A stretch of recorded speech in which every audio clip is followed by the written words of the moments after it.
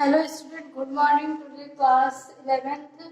आज आपका business studies का टर्न है, जिसमें हम आपको इससे पिछले टॉपिक्स में आपको हम बता चुके थे फंक्शन ऑफ कॉमर्शियल बैंक। जो सारे फंक्शन थे कॉमर्शियल बैंक के, उसको हमने ब्रीफली डिस्क्राइब कर दिया है। आज उसी में से कुछ पॉइंट्स है जिसको हम आपको बता देते हैं। कुछ ऐसे ऐसे वर्ड पॉइंट हैं जिसमें आपको जानना जरूरी है, क्योंकि ये आपके कॉमर्स के जैसे बेसिक पॉइंट्स हैं, इन्हें नॉलेज में रखना जरूरी है। फर्स्ट है recurring deposit account. Recurring deposit account किसे बोलते हैं?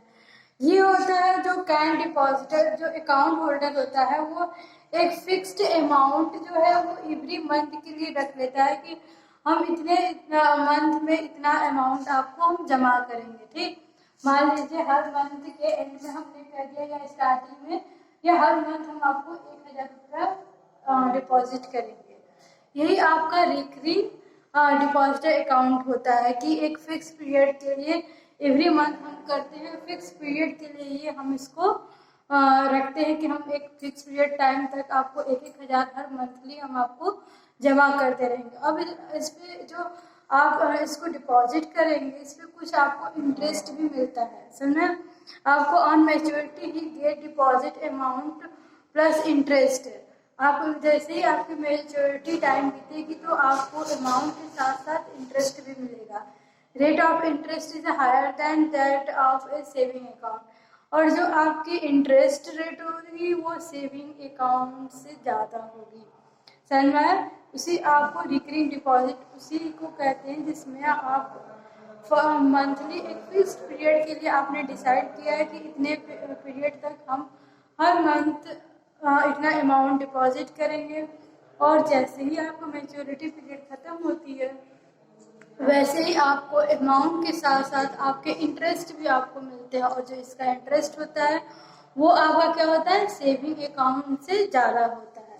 नेक्स्ट पॉइंट है आपका मल्टीपल ऑप्शन डिपॉजिट अकाउंट।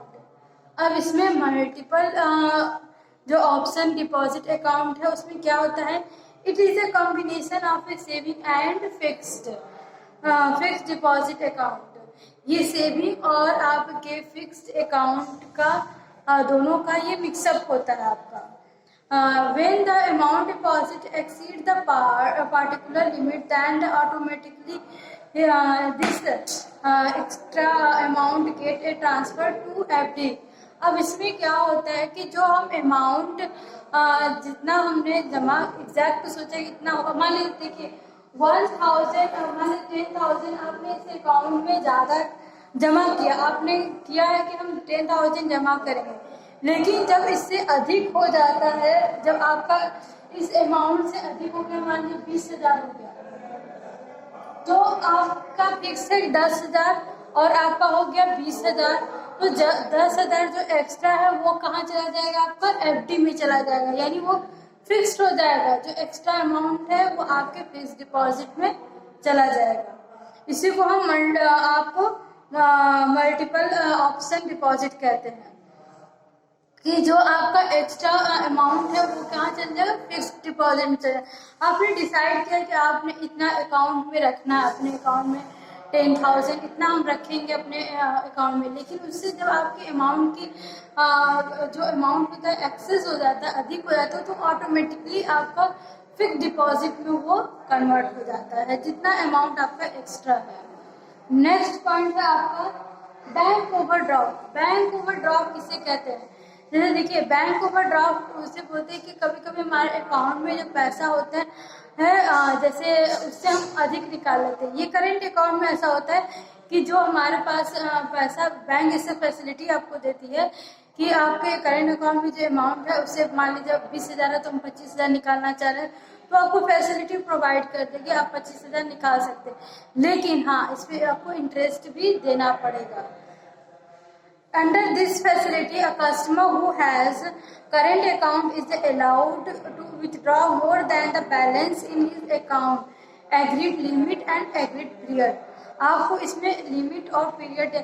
अब ये नहीं कि आपको आप सोचेंगे कि हम 50 लाख निकाल लें करेंट अकाउंट, तो आप 50 लाख नहीं निकाल सकते। एक अमाउंट की लिमिट बनाई गई है और एक पीरियड भी बनाया गया, इतने पीरियड तक आपको मतलब उस पैसे को जमा कर देना, उसका इंटरेस्ट प्लस पैसा, समझ में आया। और फिर interest is charge on his withdraw amount, जो आपने एक्स्ट्रा अमाउंट निकाला, अभी बताया ना मैंने कि उस पर आपको क्या करते हैं, इंटरेस्ट भी देना पड़ता है। तो आप जो एक्स्ट्रा अमाउंट निकाले हैं आप, तो उस पर आपको इंटरेस्ट देना पड़ेगा। कैश क्रेडिट, नेक्स्ट है कैश क्रेडिट। अब इसमें क्या होता है, borrower is allowed to withdraw up to a certain limit against some security.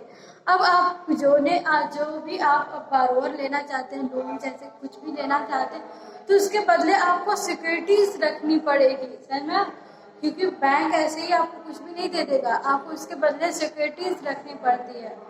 Interest is charge on the amount withdraw, amount withdraw, interest is charge on the amount withdraw. अब इसमें जो आपने withdraw किया है, जो भी लिया है पैसा आपने, आपके पास आपने बैंक से जो भी लिया उसके अकॉर्डिंग आपको इंटरेस्ट देना पड़ेगा। अब ये ये लोन की बात हो रही है, टर्म लोन्स की बात हो रही है। इसमें टर्म लोन्स में आपका शॉर्ट टर्म लोन भी आता है, मीडियम भी आता है, लॉन्ग भी आता है, कई तरीके के आप लोन लेते हैं। तो ये लोन जो होता है लमसम एडवांस होता है, repayable on expiry of a specific period. अब इसमें क्या होता है कि ये लोन जब आप लेते हैं एक स्पेसिफिक पीरियड के बाद ये आपका क्या होता है, एक्सपायर हो जाता है। इट में भी सिक्योर अनसिक्योर्ड, ये सिक्योर्ड भी है अनसिक्योर्ड भी है, मतलब आपकी ज़रूरत है तो आप इसको ले लेंगे तो आपके लिए सिक्योर्ड भी है अनसिक्योर्ड भी, दोनों का काम करता है। May be paid back by a borrower in a installment, या आप इसको इंस्टॉलमेंट में भी दे सकते हैं। ओवरऑल कहने का मतलब यही है कि अगर आप कोई लोन ले रहे हैं तो आप कोई लोन ले रहे हैं, शॉर्ट टर्म का लोन ले रहे हैं या लॉन्ग टर्म का लोन ले रहे हैं, मीडियम लोन ले रहे हैं, तो ये भी आपका एक स्पेसिफिक पीरियड के लिए होता है, समझना। इसकी एक मैच्योरिटी डेट दी जाती है, आपको उसके बदले में लोन के बदले में आपको क्या इंटरेस्ट भी देना पड़ेगा, आपको। और आप चाहते हैं तो आप इंस्टॉलमेंट में, अधिकतर लोग इंस्टॉलमेंट में ही जमा करते हैं, जो भी लोन लिए रहते हैं इंस्टॉलमेंट के साथ इंटरेस्ट भी पे करते हैं, तो आप इंस्टॉलमेंट में भी इसको पे कर सकते हैं। ये कुछ पॉइंट था, मुझे लगा कि आप लोगों को बता देना चाहिए, जिससे आपका नॉलेज अच्छा रहेगा, जिससे आपका बेस प्रिपेयर होगा।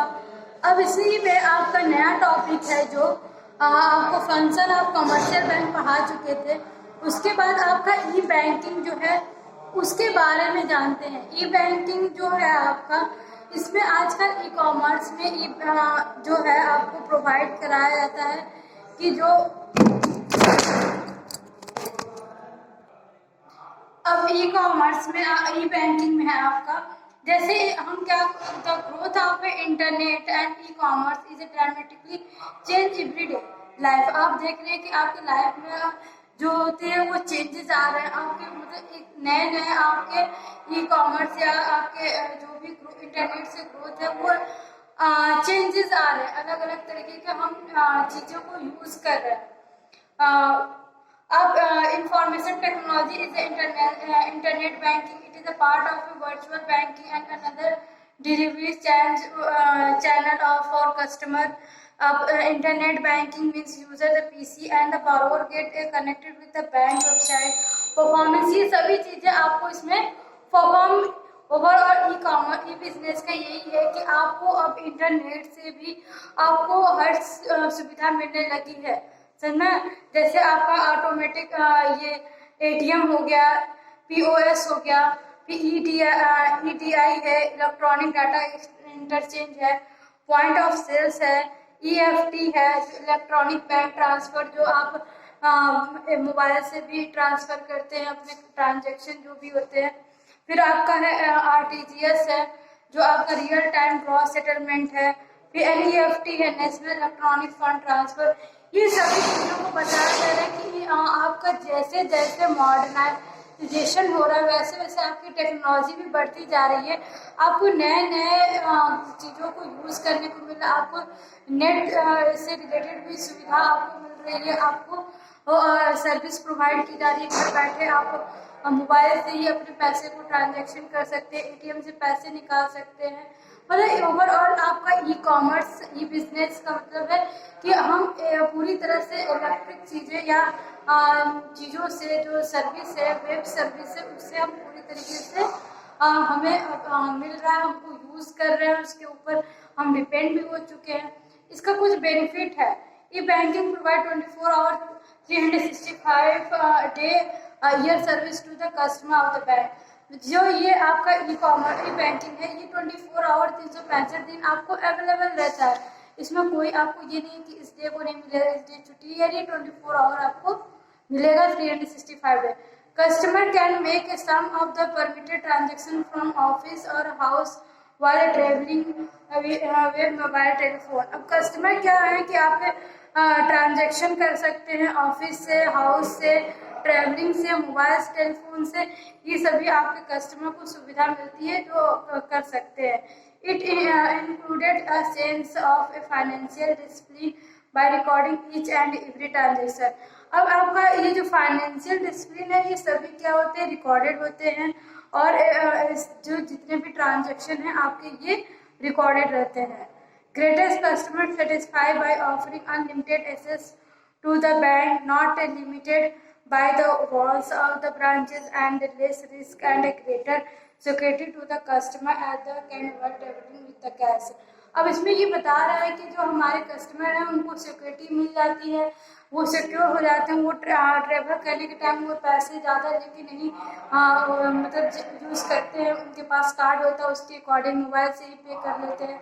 नहीं तो पहले क्या था कि हम कैश लेकर के ट्रेवल करते थे तो बहुत सारी प्रॉब्लम होती थी, लेकिन अब ई कॉमर्स या ई बैंकिंग की वजह से हमको ट्रांजेक्शन